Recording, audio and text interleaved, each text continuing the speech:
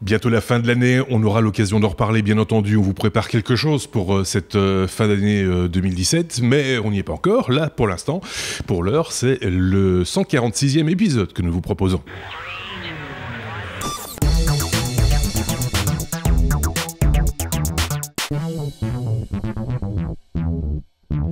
« 146e épisode avec de ce côté-ci notre ami Bruno. Salut Bruno, qui est devant son mur de briques. Et oui, puis, je suis en manche courte. Et en manche courte. Oui, c'est l'été au Luxembourg. Je suis Ah non, je suis au Luxembourg, ça va. Oui, c'est vrai. Il a des fois du mal avec la géographie entre la Thaïlande et le Luxembourg. Et de ce côté-ci, oui, vous l'avez vu évidemment, Sébastien, qui lui est toujours... Toujours au même endroit. Toujours au même endroit, c'est-à-dire dans le Brabant wallon, si vous voulez tout savoir. Vous irez regarder sur une carte, vous aussi, ou sur Google Maps, c'est encore mieux. Oh, si vous cherchez, vous trouverez où j'habite. Il y a des couillons qui arrivent, alors... il y a moyen de trouver assez facilement. Mais oui, soyez gentils, s'il vous plaît. Et n'oubliez pas de vous redresser aussi, Sébastien. Oui. Je le dis pour ceux qui ont l'image. Sébastien a cette tendance à se tasser. Voilà, donc je vais lui offrir un coussin pour me remonter. Oui, par exemple, j'allais dire un bottin de téléphone, mais on n'en a plus des bottins de téléphone, c'est fini cette histoire-là. On commence comme d'habitude, si vous le voulez bien, avec le courrier des auditeurs. J'ai pas grand-chose à vous dire parce que je pense qu'on a répondu, en tout cas Sébastien, mais l'autre Sébastien a répondu à beaucoup de vos interrogations parce que c'est vrai que les questions pour l'instant fusent au niveau essentiellement des bitcoins. C'est vrai que c'est un sujet qui revient régulièrement dans nos épisodes. Voici encore une question qui avait été posée par un certain Benoît. J'entends de plus en plus parler au sujet de la crypto-monnaie, de son gros point faible, la consommation en énergie énorme. Quelle piste de solution à l'heure où le réchauffement climatique, etc., etc. Bravo pour vos émissions. Merci Benoît. Et via Twitter, puisque c'était via Twitter, Sébastien, l'autre Sébastien, y a répondu, je pense, en 7 posts de 140 caractères ou de 280 caractères. Donc je pense que la réponse a été donnée. Donc vous irez regarder sur notre compte Twitter et vous pourrez ainsi suivre également cette conversation et puis les autres conversations qui ont lieu également dans les commentaires sur YouTube ou sur notre blog lestechno.be. Voilà pour le courrier des auditeurs. Merci en tout cas à ceux qui nous écrivent et on essaie en général, vous le savez, de répondre à vos questions dans les meilleurs délais quand cela est possible parce que tout le monde est un petit peu occupé, vous vous en doutez, et donc en cette fin d'année c'est toujours un petit peu plus difficile qu'à d'autres moments, mais c'est pas grave, on va y remédier très prochainement. On peut attaquer notre abécédaire si vous le voulez bien, mes petits camarades, avec la lettre non, pas A, la lettre B pour le coup. On va parler, justement, je vous en parlais, de blockchain une fois de plus, parce que c'est dans l'actualité, forcément, et on est un petit peu désolé pour ceux que ça n'intéresse moins, mais ceci étant dit, c'est un podcast, donc vous pouvez avancer un petit peu plus vite si le sujet ne vous intéresse pas, ça ne nous pose aucun problème. On va commencer avec Bruno pour parler de CryptoKitties.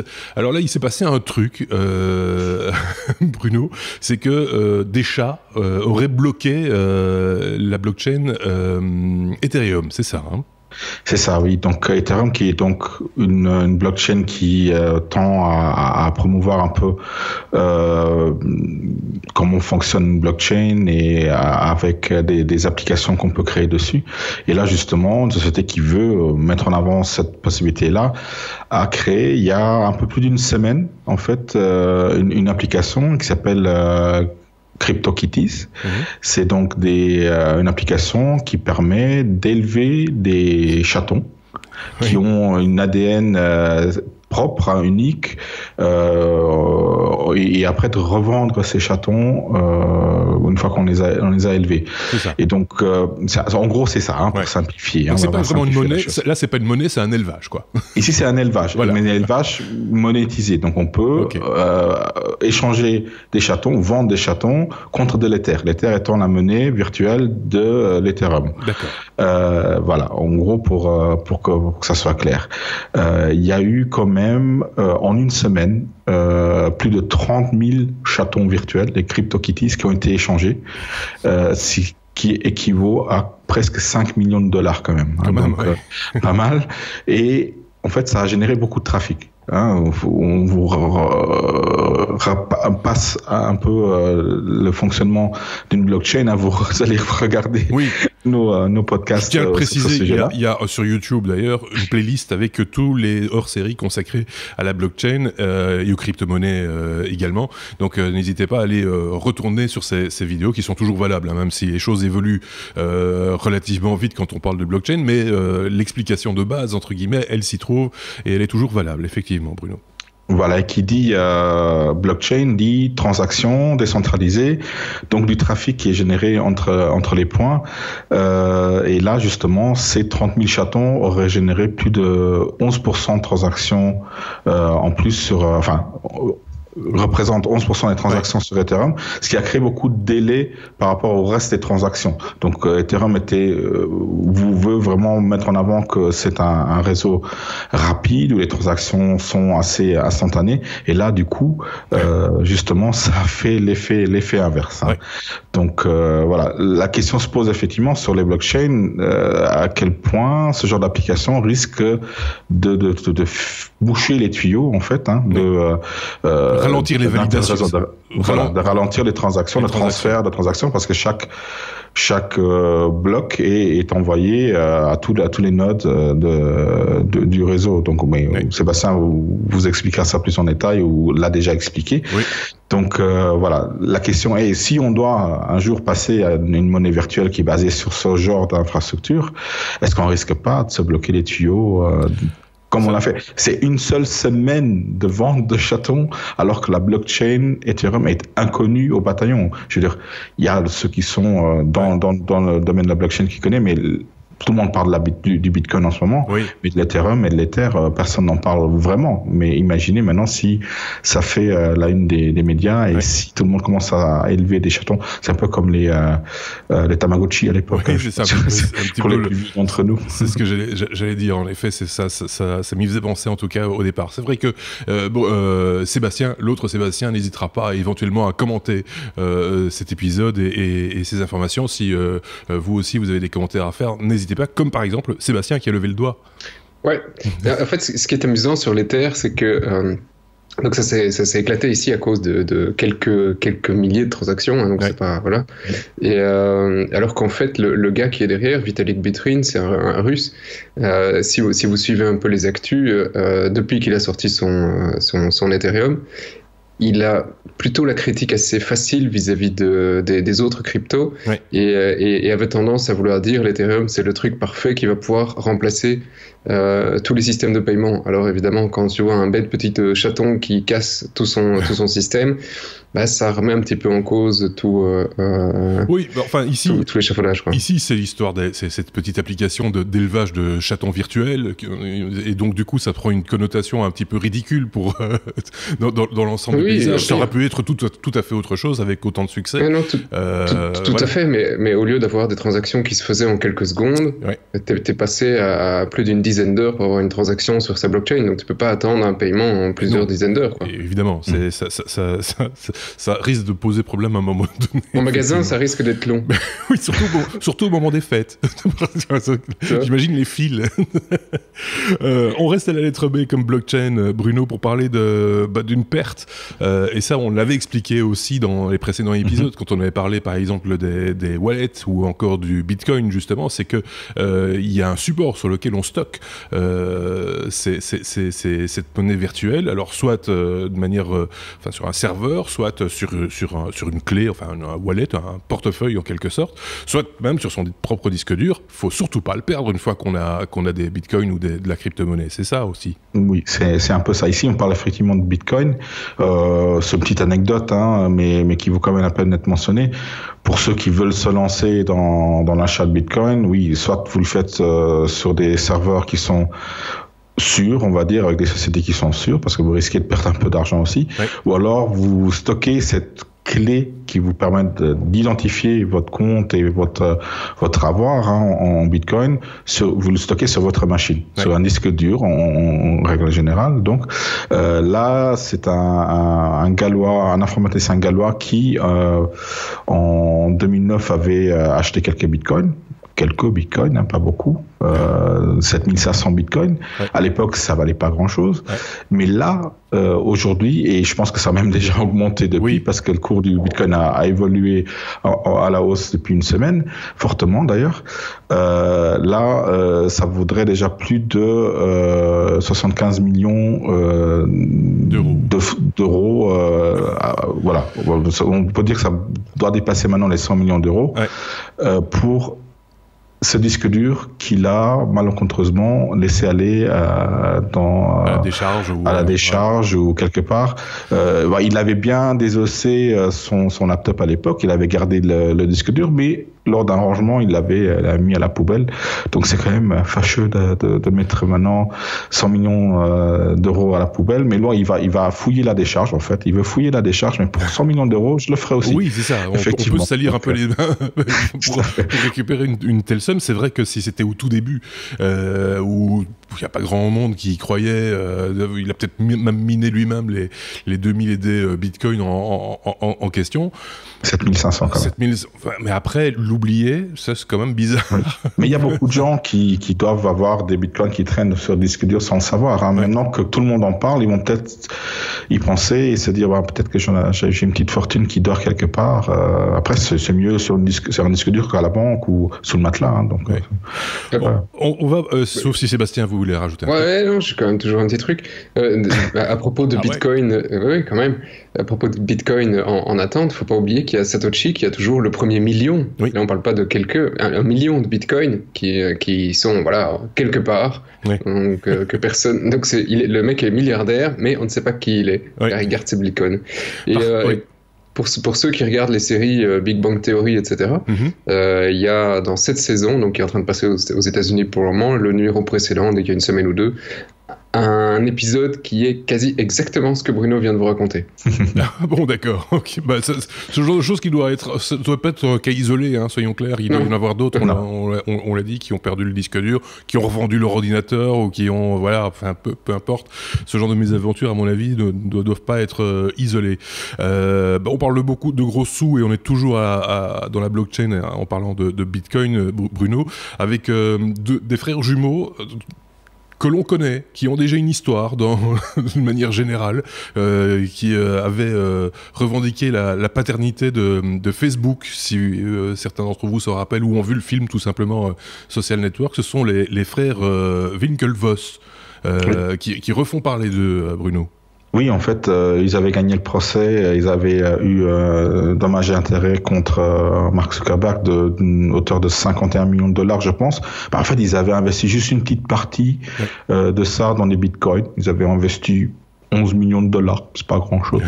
Mais là, ça veut juste dire que maintenant, ils sont multimilliardaires grâce à cet investissement. Mais ils touchent au Bitcoin en règle générale. Hein, ils ont des parts dans pas mal de sociétés qui touchent au Bitcoin. Donc, je pense que c'est eux les grands gagnants de tout ça. Ouais. Et c'est pas plus mal. Je pense qu'ils sont contents d'avoir gagné ce procès contre Mark Zuckerberg. Mais voilà, effectivement, on le rappelle à nouveau, ça monte. Ça a monté 1000% cette année, même plus déjà maintenant. Mais faites attention, ça peut quand même se casser la gueule à un certain moment. C'est un risque. Hein, c'est un risque. On ne peut pas se dire vous avez autant d'argent qui dort. Si vous vendez jamais ces bitcoins-là, vous aurez jamais cet argent virtuel en poche. Hein. Donc pour l'instant, c'est le échange. Et parce qu'il y a tout d'un coup une crainte aussi que ce soit vraiment, comme on l'avait déjà dit, une bulle. C'est Steam qui refuse depuis cette semaine les transactions en bitcoin. D'après ce que j'ai vu. Exactement, c'est ça.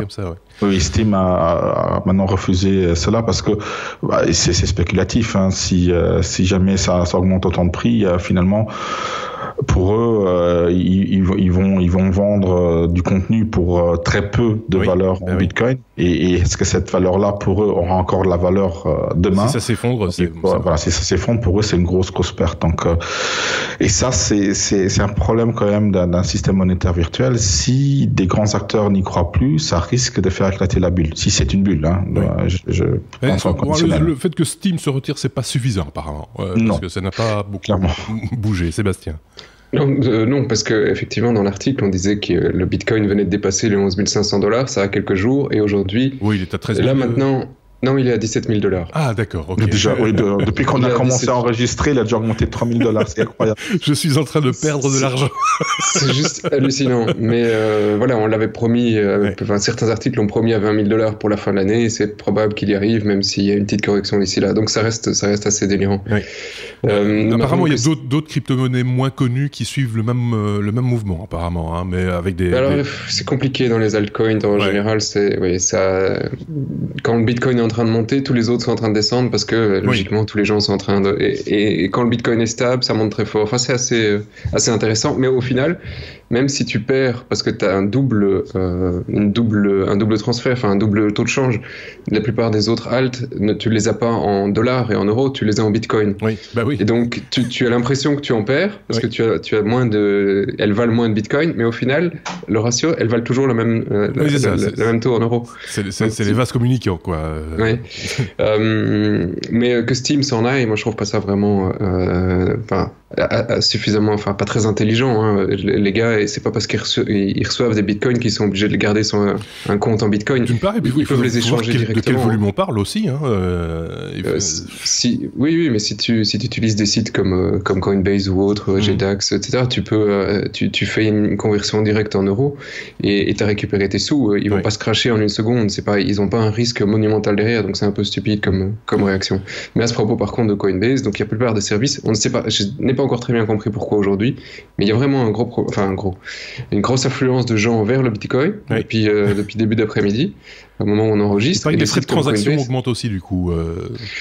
Parce que le réseau est congestionné, donc si tu veux espérer que ta transaction passe, tu dois payer plus cher. Mais là, la plupart des sites sont down, hein. Donc la plupart des gros sites comme Coinbase, le site américain qui a des millions et des millions d'utilisateurs, est totalement inaccessible depuis plus d'1 heure. Est-ce que finalement ce serait pas là la limite, hein, elle serait technologique finalement, cette limite? Faut voir comment ça va se passer je serais tenté de dire dans les heures ou les jours qui viennent, parce que là on est quand même à un moment, enfin on aura sans doute l'occasion d'en reparler avec Sébastien, l'autre Sébastien, dans les jours ou les semaines qui viennent, on verra comment ça se passe. On peut passer, si vous le voulez bien, au chapitre suivant, la lettre G comme Google. Sébastien, on parle de Google Chrome qui abandonne ses apps sous Windows et Mac. Yep. Alors je sais pas si vous vous souvenez, si vous en avez même utilisé une seule fois, parce que non, je pense pas. Voilà. Donc Chrome ça fait déjà quelques années, ils ont proposé pas mal de. À la base, c'était un navigateur qui était hyper simpliste, donc tout le monde est foncé sur Chrome pour sa rapidité et sa simplicité. Et au fur et à mesure, Google a rajouté plein de trucs, mais alors beaucoup de trucs. Trop de trucs, dont les apps. Les apps, c'était un peu de JS, un peu d'API très spécifiques qui permettaient de faire tourner des applications qui avaient accès au périphérique, qui avaient accès à plein de choses que normalement, nativement, en JavaScript, ils n'ont pas accès. Et c'est la techno qui est utilisée sur Chrome OS pour faire tourner toute une série d'applications sur l'OS. Mais malheureusement, comme sous Windows et sur Mac, c'est un truc qui rend quand même Chrome relativement lourd. Et qui n'est pas non plus le truc le plus utilisé, le succès qu'espérait Google, qui espère que tout le monde aille plutôt sur retourne sur des web apps et pas juste des apps. Ça devient compliqué, hein. Oui, ça devient juste sur des sites web, quoi, plutôt que de télécharger des trucs qui donnent des accès spécifiques. Ils ont décidé de le balancer. D'accord. Donc maintenant, tu ne peux plus en installer sur Chrome et à partir de janvier, ce sera complètement mort. Donc voilà, c'est fini. Fini de ce côté-là. Enfin, ceci dit, il y a toujours moyen d'utiliser d'autres choses qui fonctionnent tout aussi bien. C'était pas obligatoire, quoi. C'était pas. Ça n'avait pas l'air. C'était pas incontournable, on va dire. On reste à la lettre G comme Google et on reste chez toi aussi, Sébastien, pour parler d'Android 8.1 qui est disponible. Oui, alors c'est Android Oreo et donc le 8.1 vient d'être annoncé ici ce 5 décembre, juste pour la Saint-Nicolas. Et en fait, ils rajoutent pas beaucoup de fonctionnalités, mais c'est pas habituel non plus que Google nous fasse des .1, .2. En général, ils font juste une grosse release. Mais ici, ils ont voulu avancer sur 2 points spécifiques. Il n'y a pas des millions de nouveautés, mais les 2 points, le premier, c'est ils ont rajouté toute une API pour des réseaux neuronaux. Donc pour pouvoir effectivement faire pas mal d'intelligence artificielle sur nos téléphones. Donc voilà, ils ne pouvaient pas se permettre d'attendre encore 1 an pour ça. Ça, c'est le premier point. Et le deuxième point, c'est qu'ils ont créé une version Go qui est spécifique pour des terminaux light. Donc des terminaux qui auraient moins de 1 giga de mémoire et sur lesquels effectivement Android pourra à nouveau fonctionner parce qu'aujourd'hui on a des terminaux qui sont quand même assez puissants et ils repensent au marché émergent et puis marché émergent. Donc voilà, c'est plus ou moins tout et en même temps ils disent on a optimisé les trucs, c'est plus joli, c'est plus machin, ok d'accord, mais globalement c'est les deux grosses nouveautés dans le truc, donc pas de quoi exciter Monsieur tout le monde, plutôt majoritairement les développeurs.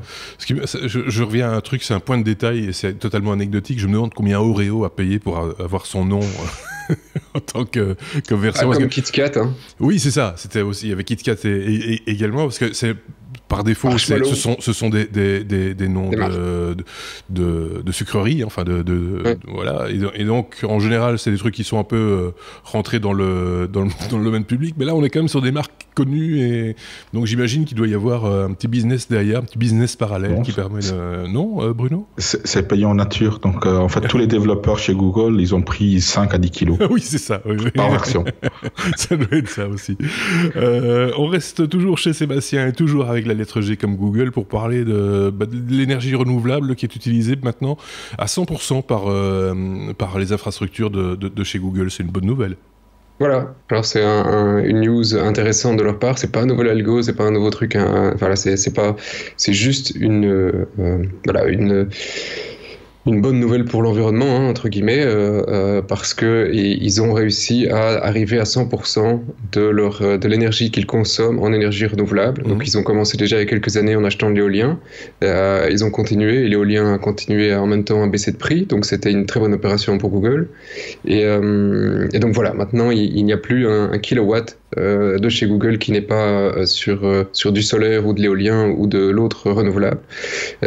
Faut quand même souligner les investissements derrière, hein. C'est pas juste quelques milliers d'euros, c'est depuis qu'ils ont commencé à passer sur de l'énergie renouvelable. C'est pas les seuls, hein. Apple le fait aussi avec certains de ces data centers.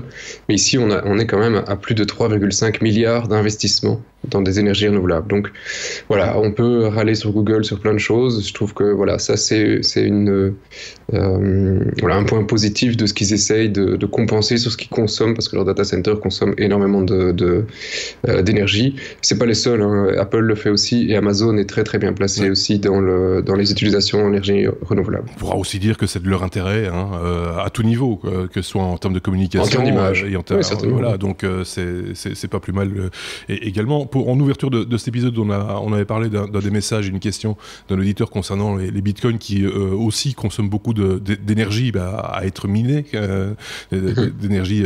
Et donc, une partie de la réponse qu'avait donnée Sébastien à ce sujet, c'est que le fait que, par exemple, en Chine, il y a de grandes fermes de minage, je ne sais pas si on dit comme ça, de bitcoin, mais qui sont alimentées par, justement, de l'énergie verte, c'est-à-dire... de l'eau. C'est moi, on en avait parlé ensemble. Etc. On en avait parlé à l'époque. On en avait parlé il y a 2-3 semaines. Ouais. Donc voilà, ça revient aussi de ce côté-là. C'est peut-être que finalement, toute cette industrie de l'information consomme énormément d'énergie. Ça, on l'a dit il y a déjà longtemps. Il est temps peut-être effectivement de trouver là aussi des alternatives. Et c'est bien comme ça. Oui. Ouais, peut-être qu'ils vont aussi prendre leurs développeurs et les mettre sur des vélos, tu vois. Oui. les faire travailler. Voilà. Ils ont du surpoids, hein, donc il faut qu'ils fassent des exercices. Oui, c'est ça. C'est pour ça qu'on leur donne beaucoup à manger. D'énergie. Donc tout ça est pétri d'une logique mais magnifique. On passe à la lettre I comme intelligence artificielle. On en parle de plus en plus aussi. C'est régulièrement dans l'actualité ces derniers temps. Bruno, ici on parle d'une start-up belge qui exploite l'intelligence artificielle moi j'ai cru que c'était un fake au départ, pour éviter les accidents avec des rennes. C'est de cette saison, hein. C'est donc pour aider Père Noël à garantir la bonne circulation de ses rennes. On va dire ça comme ça. Oui, parce qu'on avait fourni un traîneau électrique au Père Noël parce qu'il a plus de rennes. Donc on s'est dit que pourquoi il a plus de rennes. En fait, parce que en 4 jours en Norvège, il y a 110 rennes qui ont trouvé la mort. Et ça, c'est pas une blague. C'est pas une blague. C'est parce que c'est quoi quel est le ils font pas attention quand ils traversent. Ah oui, c'est ça, les trains. Les trains qui viennent à une vitesse dingue et les rennes sont imprévisibles, donc apparemment ils ne voient pas le train comme un danger. Quand c'est trop tard, c'est trop tard. Ouais. Donc là, 110 en 4 jours, donc il y a deux sociétés, enfin surtout une société qui s'est dit qu'il fallait y remédier. C'est une société américaine qui s'appelle Boulder AI, mais qui a contacté une société belge. D'accord. Qui s'appelle Engine 27, qui est une société d'intelligence artificielle, qui en fait fait surtout des algorithmes, enfin des intelligences artificielles qui sont censées reconnaître des personnes, des objets dans les villes au niveau de la sécurité. Donc là, ils se sont dit, on va combiner un peu de technologies, c'est-à-dire les caméras et une intelligence artificielle intégrée dans la caméra pour reconnaître non pas des objets, des voitures ou des personnes, mais des rennes.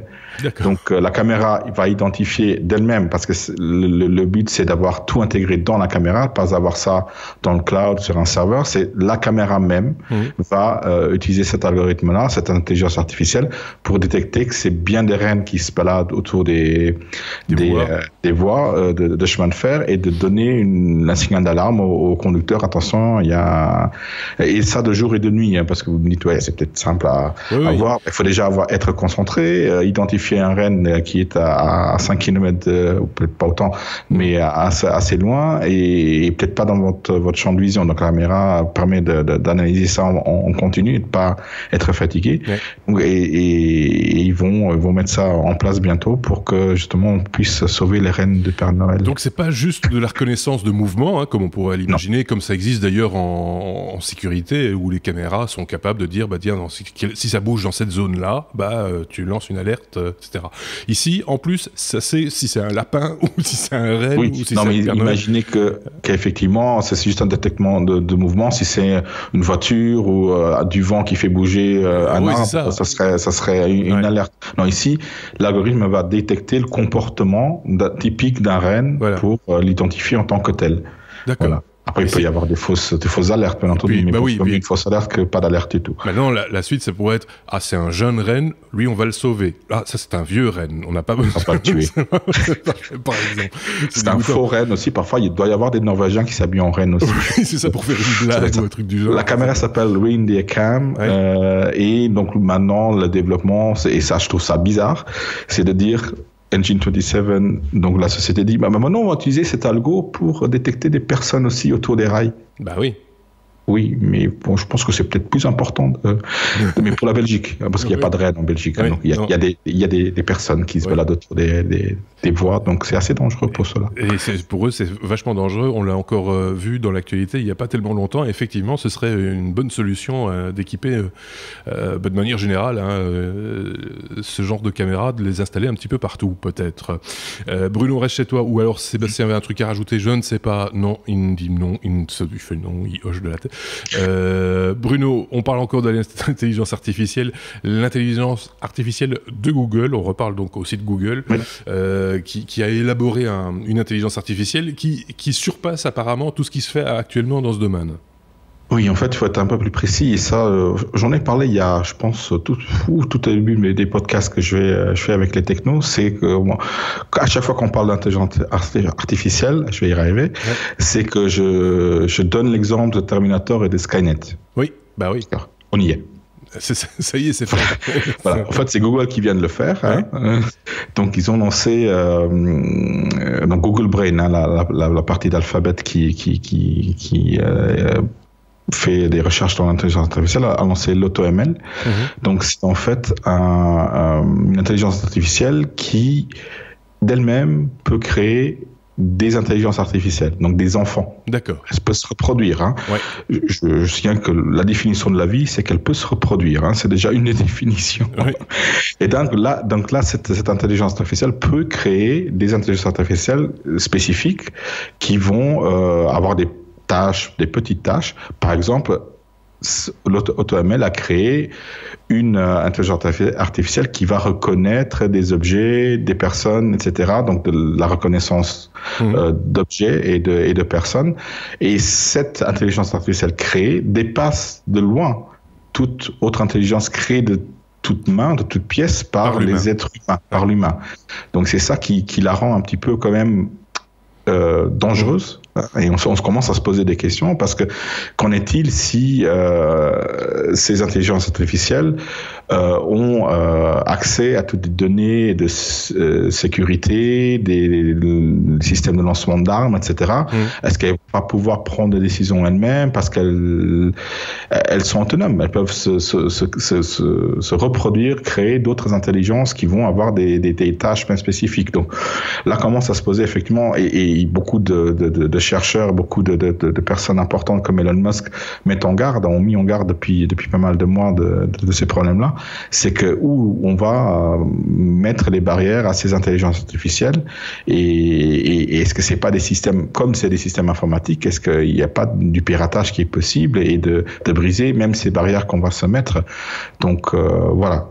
Il faudrait un bouton off. Pas surtout Bruno, mais sur ce type d'intelligence artificielle, de se garder une porte dérobée pour pouvoir dire stop, maintenant calmons-nous un peu, ça va trop loin. C'est un peu le risque. Sébastien, je sais ton doigt que j'ai vu. Oui, non, mais j'ai quand même un truc qui est toujours une discussion quand on travaille sur des intelligences artificielles, parce qu'on discute sur certains algos avec un ami commun, David, et un autre tech. Et le problème toujours dans ce genre d'algorithme, c'est que tu ne sais pas réellement ce que l'algorithme a appris. Tu vois effectivement qu'il est capable de reconnaître des formes, mais qu'est-ce qu'il a appris? Oui. Est-ce que il a appris ce qui était une menace et ce qui ne l'était pas? Est-ce qu'il a appris ce qui était... Tu vois, tu ne sais pas. Donc, comme on n'a pas l'info qui est derrière, c'est pas toujours évident de faire confiance à ce qu'a appris la machine. Et puis, il y a un autre aspect dont on parle moins par rapport à l'intelligence artificielle, c'est que pour l'humain, on a reconnu depuis quelques années maintenant que l'être humain était doué d'intelligence, mais d'intelligence multiple, pas que l'intelligence pour calculer, ou pour...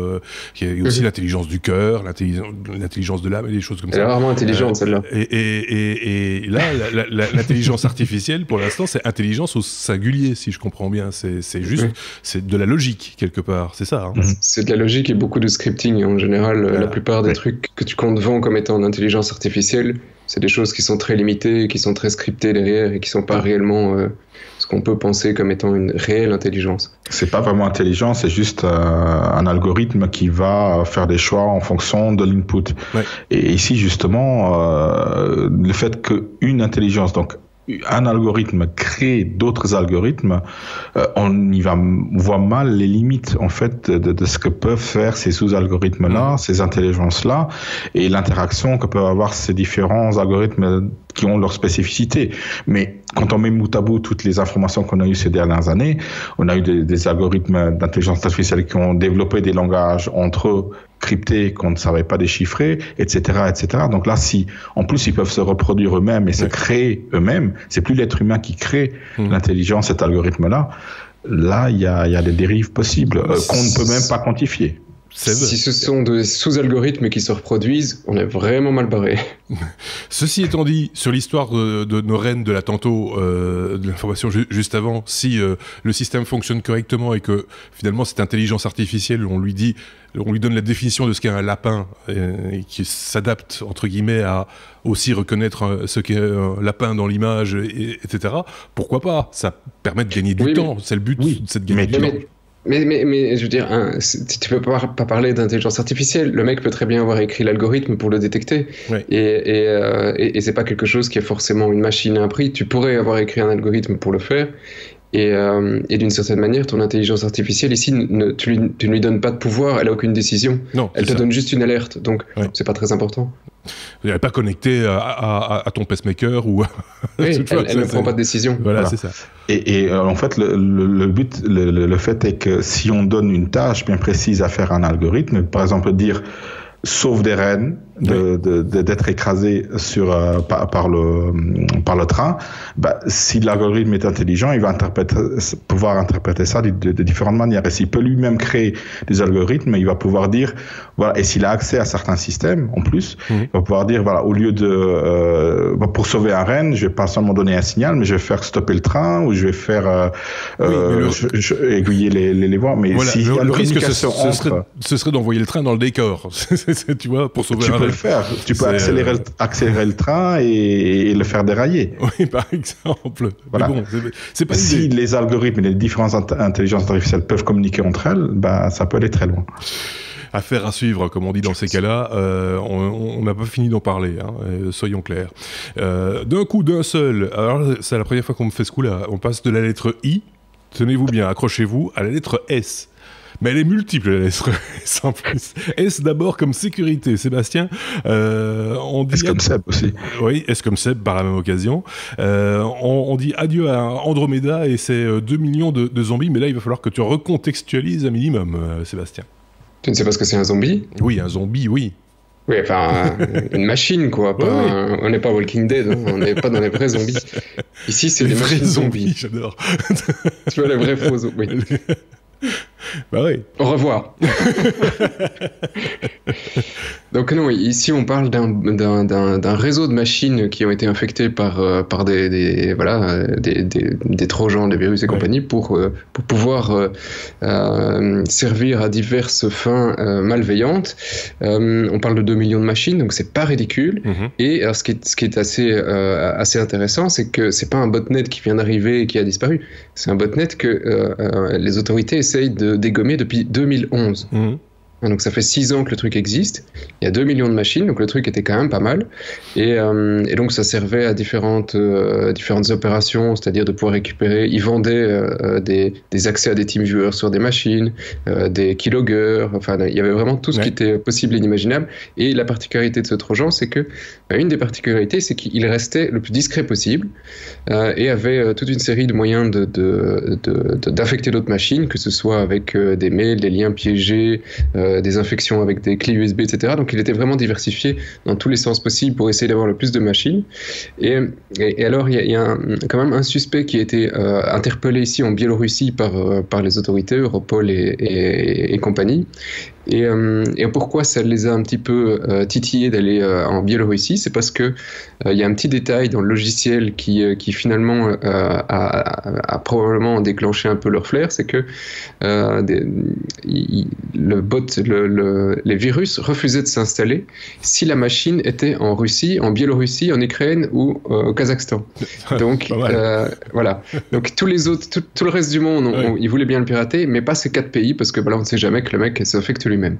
Basé sur quoi? L'adresse IP, c'est ça? L'adresse IP te donne effectivement après une géolocalisation. Ouais. Qui est quand même approximative, hein, parce que ça dépend des bases de données. Pays, ça c'est bon. Pardon? Sur le pays? Elle va te donner le pays, ça c'est bon. Ah d'accord, ok. Donc après, elle te dira pas où exactement dans le pays, c'est pas grave. Oui, c'est ça. mais il arrive, par exemple, que les entreprises utilisent des adresses IP qui sont normalement localisées dans un autre pays ou distantes. Hein. Oui, mais alors c'est avec des VPN et des trucs comme ça. Voilà. Mais globalement, en général, la plupart la géologue fonctionne bien. Donc évidemment, ça laisse des traces. Hein.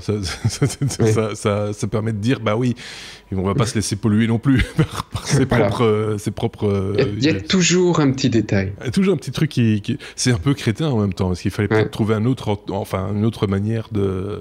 Tu parlais de TeamViewer qui était infecté, entre autres. J'ai vu qu'il y avait une mise à jour de sécurité pour TeamViewer tout à fait récente. Et, il y en a toutes les semaines des mises à jour de TeamViewer, non? Oui, mais il paraît que celle-là était cruciale. Mais bon, voilà.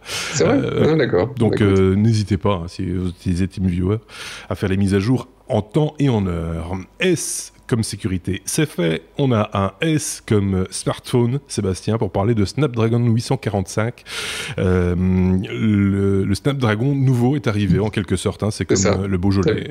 T'as vu, c'est le triple S. Oui, c'est ça, oui. Smartphone, Snapdragon, Sébastien. Voilà. Smartphone. Et donc, c'est le chip que vous pourrez trouver l'année prochaine dans vos téléphones. Il a été annoncé. J'ai pas vraiment envie d'épiloguer pendant des heures de trucs parce que c'est pas spécialement fun, mais ils viennent de l'annoncer hier à la conférence Qualcomm et c'est quand même un chip important parce qu'il fait quand même de nouveau une grosse évolution au niveau puissance, au niveau consommation qui diminue très fortement, au niveau traitement photo, au niveau qu'est-ce qu'il y avait encore, au niveau vitesse pour tout ce qui est LTE. Donc le Snapdragon 845 arrive en débit théorique à une connexion à 1,2 gigabit Donc voilà, tout ça est vraiment super, enfin une énorme évolution. C'est pas juste une toute petite évolution. Et voilà, et ce sera pour les gros smartphones de l'année prochaine. Donc on peut déjà imaginer avoir ça dans le futur Galaxy de Samsung, etc., etc. Il y a quand même un truc au niveau photo qui lui par contre est encore en dessous de ce qu'on arrive à faire sur un iPhone.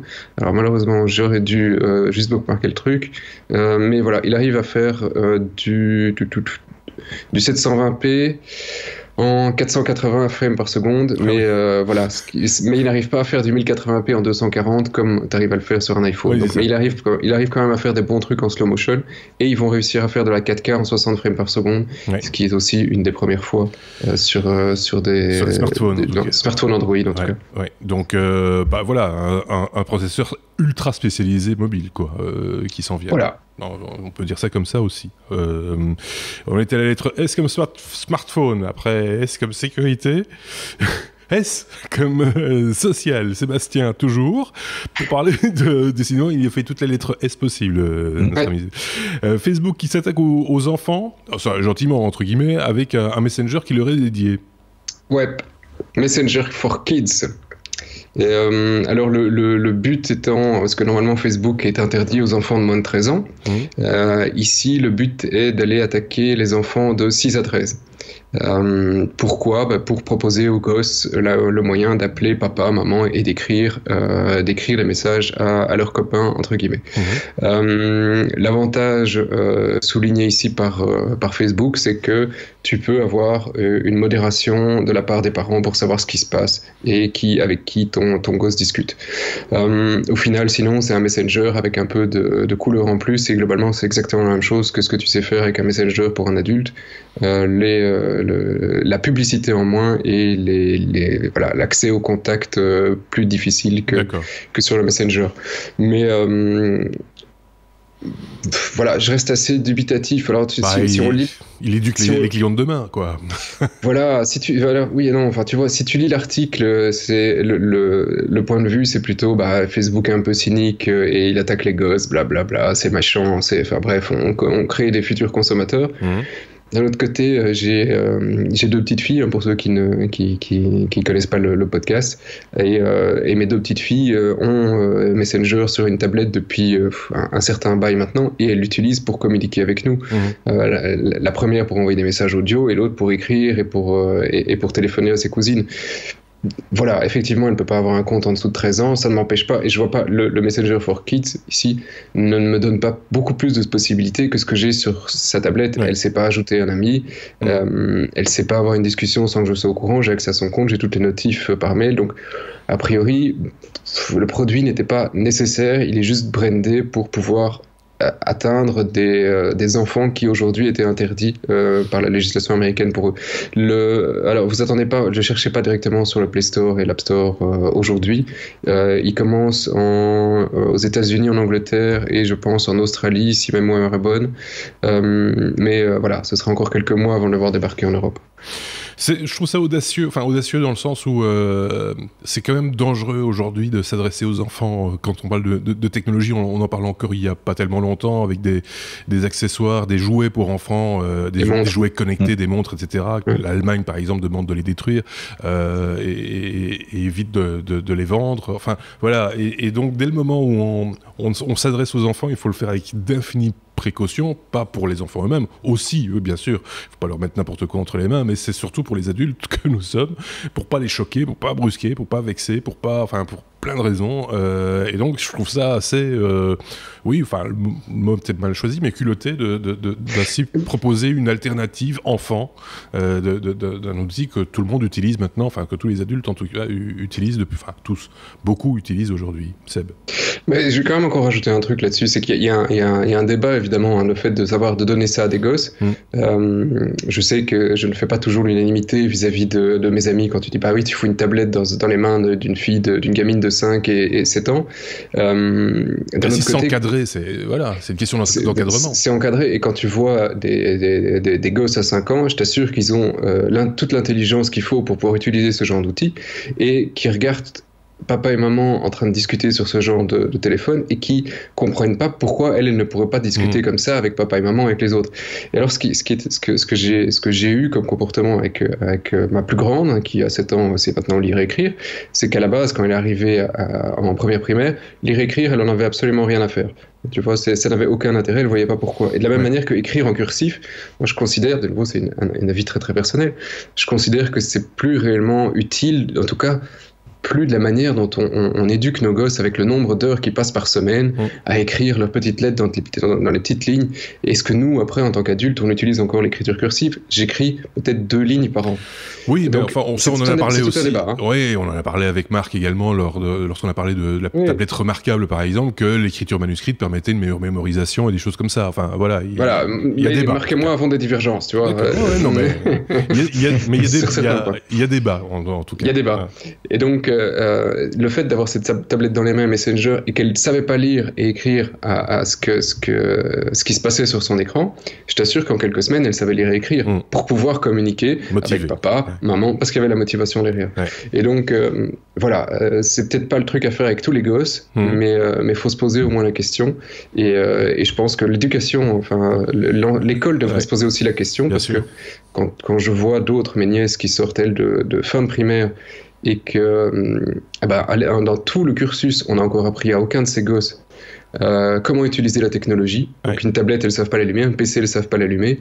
Je trouve qu'à 12 ans, pour moi, ne pas savoir allumer un PC, c'est un handicap. Ça le deviendra très rapidement, en tout cas. Ça le deviendra, mais ces enfants partent déjà avec un certain handicap face à la technologie. De nouveau, c'est un sujet qui va faire débat. Je sens qu'il y en a qui seront certainement pas d'accord, mais je suis un tech et qui élève ses gosses dans la technologie, évidemment.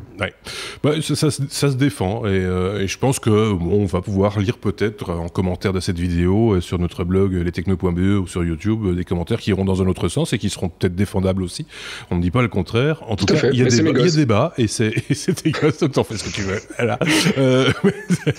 Mais il y a débat et donc c'est plutôt intéressant. Tant qu'il y a débat et tant qu'il y a communication, ça reste toujours intéressant. Voilà. Les strings, c'est bien aussi, mais les bas, si tu veux. Tu vois? Mais qui l'a réveillé? Qui? Tu vois, t'avais presque un numéro clean. Oui, je sais pas ce qui s'est passé. Et tout, mais non, c'est le sujet suivant. Oui, c'est parce que le sujet suivant s'adresse à ceux qui auraient envie de se venger de leurs petites camarades ou etc. en diffusant des photos prises un peu dans l'intimité. On va dire ça comme ça. C'est pour éviter le mot, parce que sinon, YouTube nous empêche de publier de la publicité sur nos vidéos. On aura sans doute l'occasion d'en reparler d'ici quelques temps d'ailleurs. Et donc c'est pour éviter d'utiliser le mot qui commence par R et qui termine par N. Sébastien, donc par P, hein. Oui, par P. J'ai dit quoi? J'ai dit P. R. Ah oui, c'est vrai. Ça commence par R, termine par N. C'est les vidéos de Monsieur Dorcel. Oui, c'est ça. Voilà. Par exemple. Ou qui termine par Hub aussi. Des photos à Walpé. Voilà. Les photos prises dans l'intimité, comme j'avais très bien dit au départ, avant qu'on me coupe, pour éviter qu'on ne les partage au tout venant. Facebook, là aussi, a une solution, Sébastien. Ah, et la solution, franchement, j'aurais pu le mettre dans le what the fuck, c'est juste exceptionnel. C'est foutu, donc je vous Parce que, alors, ils sont en train de faire un test avec, et en plus, c'est hyper sérieux, c'est avec le Office of the E-Safety Commissioner, donc c'est un truc en Australie, un programme pilote qu'ils sont en train de faire, mais en Australie, pas aux États-Unis, et qui va être testé aussi au Canada, en Angleterre et aux États-Unis. Et alors, Facebook s'est dit, pour éviter que quelqu'un d'autre ne poste une photo de toi à poil, envoie-nous la photo à poil. C'est magnifique. Ça ne s'invente pas. Et dit, vous nous l'envoyez, nous on va faire un tag et comme ça on pourra la reconnaître. Bah oui. Et puis plus personne d'autre pourra la poster. Et donc Mark Zuckerberg a trouvé là une superbe excuse pour se faire une collection de photos à poil toute la planète. Oui, c'est ça. À vous. C'était ça. En fait, il revient à ses premières idées, en fait. C'est de rencontrer des copines, etc. Et mater des filles sur Internet. Donc voilà, c'est un peu ça l'idée. Effectivement, des filles ou des mecs peut-être aussi en même temps. C'est pas limité. Ou entre les deux. C'est pas limité. Mais donc voilà, c'est une solution technique. À vous. Non, c'est pas mal. Elle est exceptionnelle. Non, il fallait oser, effectivement. Ben, c'est vrai qu'à partir du moment où ils savent ce qu'ils doivent chercher ou bloquer, ça va être beaucoup plus facile. Mais en même temps, je suis pas sûr que ça va marcher. Je suis pas convaincu ou alors franchement que tout le monde va se jeter sur l'opportunité. Ah bah oui, bien sûr, je vais envoyer toute ma collection. Ça va être super, quoi. Franchement, je sais pas ce que t'en penses, Bruno. Tant qu'ils se trompent pas, on faisant pas un album public. C'est ridicule, effectivement, parce que il faut que ça soit la photo. Si jamais ça doit être reconnu, il y aura c'est plus une reconnaissance faciale, c'est une reconnaissance du corps, quoi. Et puis on vieillit. Ce n'est valable qu'un temps, en fait. Puis ça dépend des positions. Oui, mais enfin, ça va, on va pas non plus. Il faut envoyer toutes les photos. Oui, mais et là, il faut une intelligence artificielle. Et les vidéos. Ils attendent aussi les vidéos. Ah, super. Et là, il faudrait une intelligence artificielle qui va voir si c'est bien vous et pas un renne, par exemple. Bon, ça c'est fait. Hein. La lettre S comme social, merci Sébastien. On passe à la lettre Y d'un coup, d'un seul, comme YouTube. Bruno, pour parler de YouTube qui va faire appel à 10 000 modérateurs. Il faut expliquer pourquoi. Parce qu'en fait, ils ont eu un souci avec les annonceurs qui voyaient leurs pubs placées avec des vidéos avec lesquelles ils ne voudraient pas être liés. Et ça, c'est les modérateurs qui sont censés cataloguer certaines vidéos dans une catégorie ou une autre. Ouais. D'ailleurs, on en a parlé il y a juste quelques instants. Oui, quand on donne certains mots, ils vont les mettre dans des catégories. C'est une manière. Attends, Bruno, je te coupe 2 secondes parce que ça, c'est une manière. C'est la manière YouTube d'expliquer l'affaire. C'est de dire on va engager des modérateurs pour faire en sorte que, effectivement, nos annonceurs ne soient pas confrontés à avoir leur publicité, leur belle publicité, devant du contenu qui n'est pas satisfaisant ou qui est un peu déviant, etc. Ils ont mis en place un système automatique qui est un peu la main lourde. Machine learning. Oui, voilà, qui est un peu la main lourde, c'est-à-dire que nous, régulièrement, nous sommes sanctionnés par YouTube. Et on va l'être. Et on va certainement l'être encore une fois, parce qu'il suffit d'un mot, des fois, pour être sanctionné. Donc, les annonceurs ne peuvent pas mettre leur publicité devant nos excellents épisodes des technos, ce qui est un petit peu gênant, effectivement, parce que nous, ça va encore, on gagne pas des milliers de cents avec ça, hein, c'est pas le but d'ailleurs, ça, vous vous en doutez. Mais d'autres, par contre, ont perdu beaucoup d'argent, des youtubeurs connus, ont perdu à cause de cette main lourde beaucoup d'argent. Et donc, l'idée de YouTube, c'est aussi de dire, on va aussi mettre peut-être des humains là derrière, quoi, parce que voilà, ça va peut-être être mieux. C'est un peu ça l'idée, hein, Bruno. C'est un peu pour sauver les annonceurs, sauver ce revenu-là, effectivement, voilà. Et sauver les youtubeurs qui leur créent du contenu. Donc, voilà. Et c'est pour ça qu'ils vont mettre en 2018 jusqu'à 10 000 modérateurs qui vont donc faire le contrôle manuel de ce que l'algorithme avant eux a filtré. Donc voilà.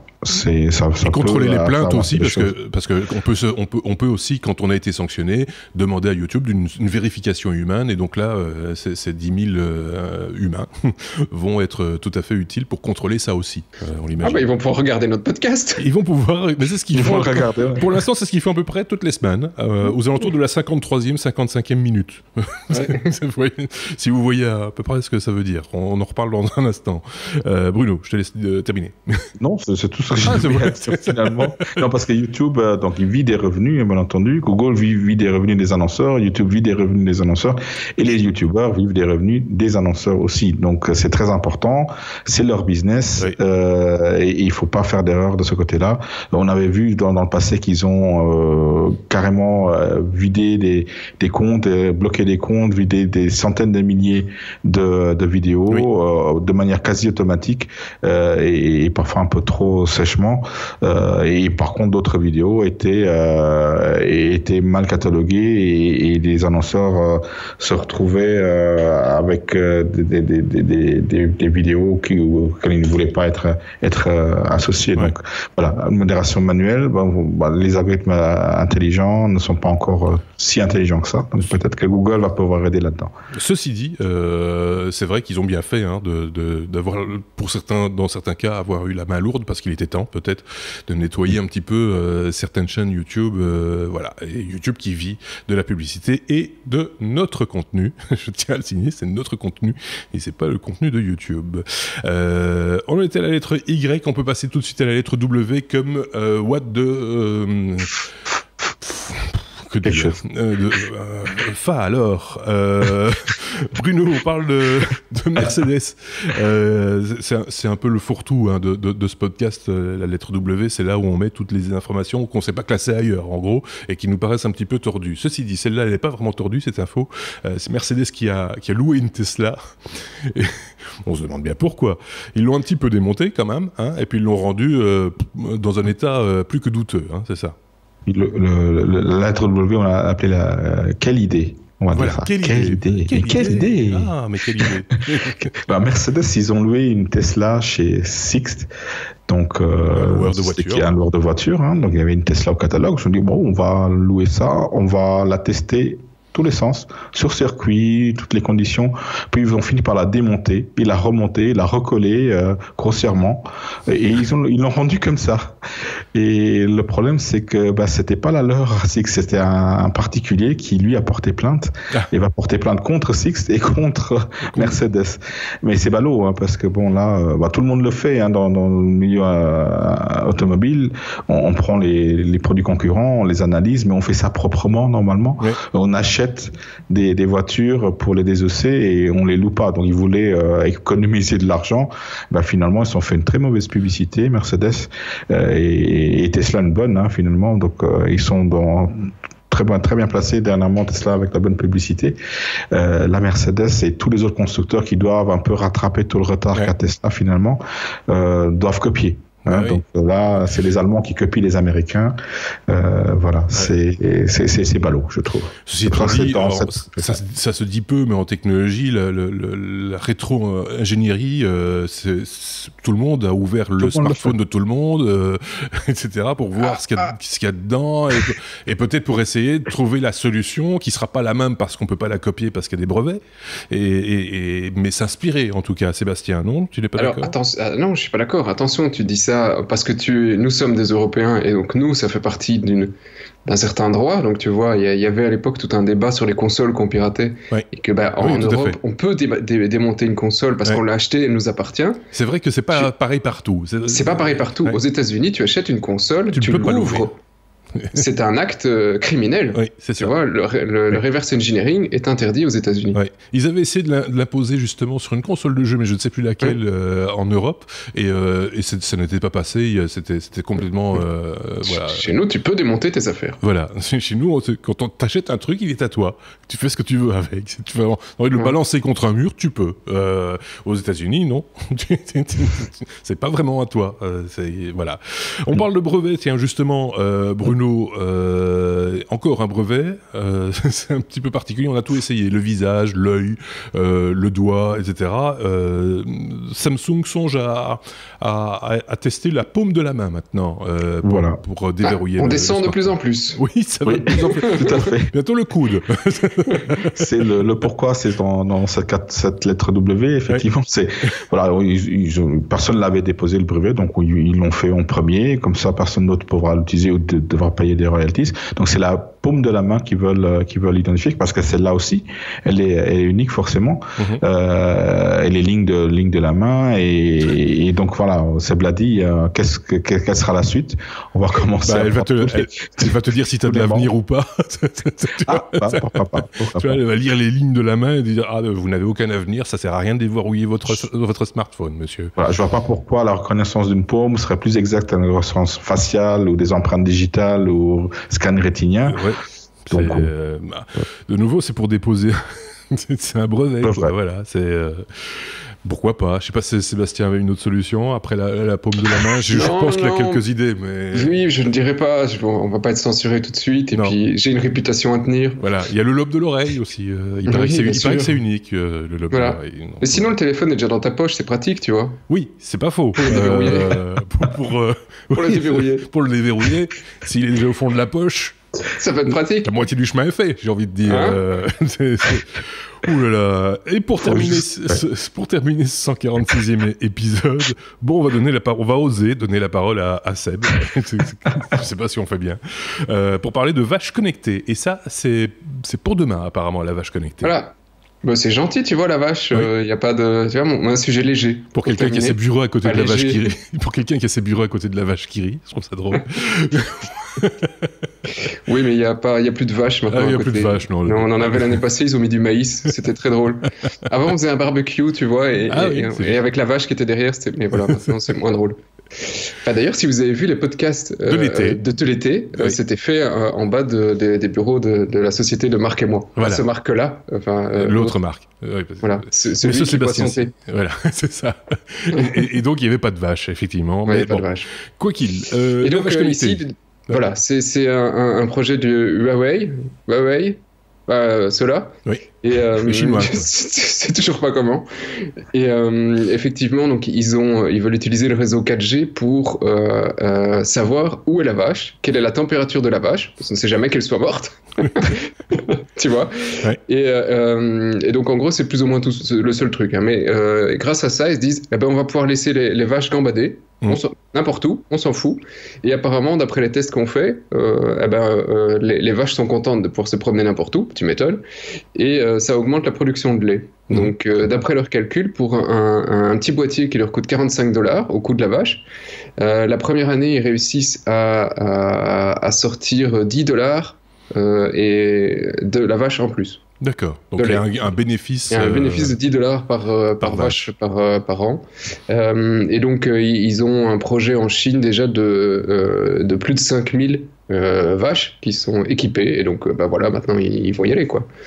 Pourquoi pas, hein, finalement, parce qu'on parle de plus en plus. C'est vrai que l'agriculture, c'est peut-être le domaine dans lequel on exploite. Enfin, il y a des avancées technologiques régulières. Je pense à des drones de surveillance également pour voir si le champ a bien été ensemencé, des choses comme ça, les tracteurs ou je connais pas ces machines, mais qui sont moissonneuses batteuses, sur GPS et qui vont au centimètre près pour pas perdre de temps ou tout est dans la rentabilité. Donc tant que c'est technologique, ça va. C'est à partir du moment où on commence à mettre des produits chimiques que ça pose problème. Là, tant que c'est technologique, on est plutôt content avec ça. Je sais pas si Bruno avait un truc à rajouter sur le sujet. Pourquoi les vaches? Parce que le boîtier il est tellement grand qu'il faut une vache. Oui, mais on essaye d'abord avec les vaches, puis après on le fera avec les chèvres, avec les moutons, etc. Par où ils l'introduisent, le boîtier? Non, c'est autour du cou, apparemment. Voilà, c'est juste, ils n'introduisent pas dans la vache. Non, c'est juste autour du cou. Non.